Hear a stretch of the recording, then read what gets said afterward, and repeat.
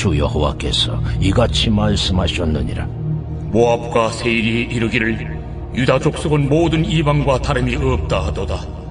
그러므로 내가 모압의 한편 곧 그 나라 국경에 있는 영화로운 성읍들 베드시못과 바알문과 기랴다임을 열고 암몬 족속과 더불어 동방 사람에게 넘겨주어 기업을 삼게 할 것이라. 암몬 족속이 다시는 이방 가운데서 기업되지 아니하게 하려니와 내가 모압에 벌을 내리니 내가 주 여호와인 줄을 너희가 알리라. 주 여호와께서 이같이 말씀하셨느니라. 에돔이 유다 족속을 쳐서 원수를 갚았고 원수를 갚음으로 심히 범죄하였도다. 그러므로 주 여호와께서 이같이 말씀하셨느니라. 내가 내 손을 에돔 위에 펴서 사람과 짐승을 그 가운데서 끊어 대만에서부터 황폐하게 하리니 드단까지 칼에 엎드러지리라. 내가 내 백성 이스라엘의 손으로 내 원수를 에돔에게 갚으리니 그들이 내 진노와 분노를 따라 에돔에 행한즉 내가 원수를 갚음인 줄을 에돔이 알리라. 주 여호와의 말씀이니라. 주 여호와께서 이같이 말씀하셨느니라. 블레셋 사람이 옛날부터 미워하여 멸시하는 마음으로 원수를 갚아 진멸하고자 하였도다. 그러므로 주 여호와께서 이같이 말씀하셨느니라.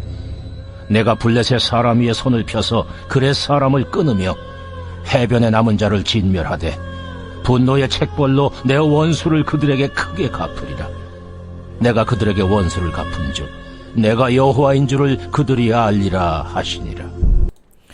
여러분 반갑습니다. 오늘도 큐티로 여는 기막힌 하루입니다. 본 말씀 에스겔서 25장 8절부터 17절의 말씀입니다. 자, 오늘 말씀에서는 모압과 에돔과 블레셋이 받을 심판에 관한 말씀이 나옵니다. 자, 그런데 이 세 나라에는 한 가지 중요한 공통점이 있습니다. 그것은 이 세 나라는 이스라엘과 원수지간이라는 것입니다. 여러분, 그래서 오늘 큐티 본문에 가장 많이 등장하는 단어가 바로 원수입니다. 오늘 본문을 보면 이 원수라는 단어가 7번이나 반복하여 등장합니다. 그만큼 이 세 나라는 유다를 깊이 증오했고 그 증오심으로 유다를 괴롭게 했던 것입니다. 자, 그런데 바로 이것이 그들의 심판의 이유라고 말씀하십니다. 하나님께서 이들을 향해 지적하신 죄가 두 가지가 있는데요. 첫 번째는 그들이 이스라엘을 원수로 삼은 것이고, 두 번째는 이 유다 족속을 쳐서 원수를 갚은 것입니다. 여러분, 하나님은 우리가 누군가를 원수 삼는 것, 그리고 그 원수를 대상으로 보복하는 것이 모두 죄악된 것이라고 말씀하십니다. 여러분, 왜 하나님은 우리가 누군가를 미워하고 원수 삼고 보복하는 것을 허용하지 않으십니까? 자, 마태복음에는 예수님이 가르쳐 주신 주기도문이 나오죠. 그 내용 중에 이런 구절이 있습니다. 우리가 우리에게 죄 지은 자를 사하여 준 것 같이 우리의 죄를 사하여 주옵시고. 여러분, 우리가 이 구절을 잘못 이해하면요, 마치 조건부로 용서를 구하는 것 같습니다. 그러나 이 말의 원래 뜻은 내가 무조건적으로 하나님께 용서를 받은 대로 이제는 나도 무조건적으로 남을 용서해야 한다는 의미입니다. 여러분, 우리는 파도 죄밖에 나올 것이 없는 100% 죄인입니다. 바로 지금 이 순간에도 우리는 알고도 지은 죄, 모르고 지은 죄를 습관처럼 저지르며 살아갑니다. 그런데 이렇게 죄밖에는 지은 것이 없고 죄밖에는 저지르지 못하는 우리인데, 그런 우리를 하나님이 용서하셨다고 합니다.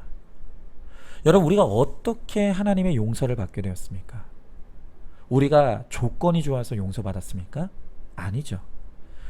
주님은 우리를 아무런 조건 없이 용서하셨습니다. 바로 그 하나님의 무조건적인 용서의 은혜가 지금 현재도 우리가 이렇게 살아갈 수 있고 구원을 소망할 수 있는 근거가 되는 것입니다. 여러분, 누가 원수 같은 사람을 용서할 수 있습니까? 그것은 하나님이 나를 용서하셨다는 이 확신이 있는 사람입니다. 내 감정이 어떠하든지 상대방을 받아들이는 것이 용서이고, 나를 해친 사람에게 원수 갚을 권리를 포기하는 것이, 그것이 용서입니다. 자, 그러나 여기서 우리가 절대 오해하지 말 것은 용서하라고 하니 그것이 죄를 지어도 그냥 넘어가라는 소리가 아닙니다. 내가 죄에 대한 책임을 면제해 주려고 해도 하나님이 면죄를 허용하지 않으십니다. 우리가 용서해야 되는 이유는 상대방이 지은 죄에 대한 분노에 내가 매이지 않기 위함입니다. 여러분, 심판받아야 될 죄를 지었다면 그 죄에 대한 심판은 하나님이 반드시 행하십니다. 그러므로 내가 굳이 원수 맺고 원수 갚는 일로 정죄하고 분노하면서 나의 인생을 낭비할 필요가 없는 것입니다. 내가 당한 괴로움을 용서하는 것이 억울한 일인 것 같지만 용서함으로 인해서 오히려 내 자신이 죄에 대해 자유로워지고 성숙해집니다. 도저히 용서가 안 되는 그야말로 철천지 원수 같은 사람을 용서하면 진정한 죄사함의 자유를 바로 내가 누리게 되는 것입니다. 당한 고통이 참기 어렵고 치가 떨릴 정도로 복수하고 싶어도 용서받을 수 없는 나를 위해 십자가를 지시고 몸소 고통당하신 우리 예수님처럼 원수를 용서해야 합니다. 도저히 용서할 수 없는 사람을 위해 십자가를 지는 것만큼 큰 능력은 없습니다. 내 힘으로는 도저히 할 수 없어도 예수님의 능력에 의지해서 내 자신과 타인을 용서할 수 있는 것입니다. 자, 여러분은 이번 추석을 어떻게 보내셨습니까? 개인적으로 저에게 이번 추석은 그 어느 때보다도 참 뜻깊고 감사한 시간이었습니다. 제가 지난 주일에 추석을 앞두고 우리 성도님들께 이렇게 말씀드렸었죠. 이번 추석은 구원을 위한 사명을 감당하는 추석이 되자고 제가 그렇게 말씀드렸었습니다. 저도 이번 추석 기간 동안 제 마음으로 사명을 감당하는 추석이 되게 하기를 기도하고 다짐했습니다. 그런데 사실 솔직히 말해서 저에게 무슨 구체적인 목표나 적용거리가 있었던 것은 아닙니다. 제 양가가 다 믿는 가정인데 제가 구원을 위해서 무슨 사명을 감당해야 될지를 사실 잘 몰랐습니다. 그러나 제가 하나님 앞에 이렇게 마음만 먹어도 하나님께서 저에게 감당할 사명을 주실 것이라고 생각하고 그렇게 이 추석을 시작했습니다. 그런데 이번에 제가 추석에 본가에 갔다가 전혀 뜻밖의 사명을 감당하게 되었습니다. 그것은 제가 정말 거짓말 하나 안 보태고 태어나서 처음으로 이번 추석 기간에 제 아버지와 1대1로 장시간 동안 서로의 마음을 터놓는 대화를 하게 된 것입니다. 저는요, 아버지와 대화다운 대화라는 것을 해본 기억이 없습니다. 어릴 적엔 언제나 아버지는 저희에게 훈육을 하셨고 커서는 설교를 하셨습니다. 그래서 서로 생각을 주고받고 마음을 주고받는 진정한 대화를 한 번도 해본 적이 없습니다. 그런데 이번 추석에 제가 그렇게 의도한 바도 아니었고 계획한 것도 아니었는데 우연히 식사 후에 시작된 대화 가운데 제가 처음으로 아버지에 대해 지난날 미움의 마음을 품고 있었던 것을 솔직하게 고백하게 되었고 또 말씀을 통해 저의 죄를 깨닫게 되었던 그 간증들을 제 아버지에게 나누며 용서를 구했습니다. 그럴 때 아버지도 저의 고백에 화답하셔서 정말 처음으로 지난날 마음으로는 자식들을 사랑했었지만 아무도 모르는 안산 땅에 36년 전에 그 버려지듯 오게 되었고 개척 멤버 하나 없이 교회를 개척하시면서 생존을 위해 몸부림치느라 자식들을 돌보지 못했던 것을 제 아버지도 솔직하게 인정하시고 그때 심정들을 나누어 주셨습니다. 저는 그런 아버지의 지난날의 사정을 들으면서 그 당시 아버지가 얼마나 두렵고 힘드셨을지가 이해되었고 만약 제가 아버지와 같은 상황이었다면 저는 아버지처럼 버티지 못했을 것이라는 것이 인정이 되었습니다. 그리고 아버지가 그렇게 할 수밖에 없었다는 것이 정말 마음으로 인정이 되었습니다. 그렇게 되니 그동안 아버지가 충분한 돌봄과 사랑을 주지 못했다는 이 피해의식에 사로잡혀 있던 제 자신이 더 부끄럽고 더 회개가 되었습니다. 그날 그렇게 아버지와 저는 몇 시간 동안 서로 독대하며 마음과 마음을 주고받는 대화를 나누게 되었고, 그 시간을 통해 서로를 더 깊이 이해하고 더 진실하게 용서를 구하고 용서를 받는 그런 시간을 가질 수 있었습니다. 그리고 무엇보다도 정말 감사했던 것은 아버지와의 대화 끝에 제 아버지가 이렇게 말씀하셨습니다. 정말 이 구속사의 복음이 최고의 복음인 것 같다고. 말씀으로 내 죄를 보는 큐티가 없었다면 우리가 어떻게 이런 대화가 가능했겠느냐고. 그렇게 말씀하시면서 기뻐하시는 것을 보았습니다. 그렇습니다.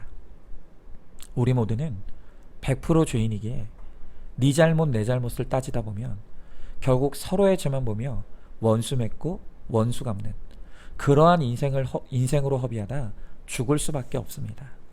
그러나 우리가 하나님의 말씀 앞에서 내 죄만 보기를 결단할 때 우리는 저절로 죄사함을 구하게 됩니다. 왜냐하면 말씀은 보면 볼수록 내 죄가 크게 보이기 때문입니다. 이렇게 내가 용서를 구하거나 용서해야 될 일이 날마다 생기는 것은 바로 말씀으로 하나님이 나를 다듬어가고 계시다는 거룩의 표징입니다. 날마다 큐티로 일용할 말씀의 양식을 먹는 건강한 사람은 날마다 죄사함을 구하게 됩니다. 바로 그것이 건강한 그리스도인의 모습인 것입니다. 우리의 가장 큰 원수는 상대방이 아닙니다. 용서를 구하지도 못하고 하지도 못하는 우리의 강팍함과 교만이 바로 나의 진짜 원수인 것입니다. 이제는 말씀으로 내가 바로 하나님의 용서가 없이는 살아갈 수 없는 가장 악한 100% 죄인임을 깨닫고 회개함으로 용서받고 또 용서하는 사죄의 은총을 누리며 진정한 자유함을 누리며 살아가는 저와 여러분 우리 모두가 될 수 있기를 간절히 축복합니다. 자, 질문해 봅니다. 주님을 믿은 후에도 그 사람만큼은 절대로 용서할 수 없다고 다짐하며 원수 갚기를 구하는 대상이 누구입니까? 그를 용서하라는 하나님의 요구가 부당하고 불공평하게 느껴지십니까? 말씀으로 내 죄를 깨닫고 회개하는 것만이 진정한 용서와 화해의 길임을 알고 있습니까? 내가 100% 죄인인 것을 깨닫는 분수령적인 회개로 내가 용서받고 또 남을 용서하는 사죄의 은총을 누리게 되시기를 소망하시기 바랍니다. 자, 오늘도 9월 27일 보석상자입니다. 돈, 시간, 건강을 나누는 것보다 더 귀한 것은 나의 고난을 나누는 것입니다.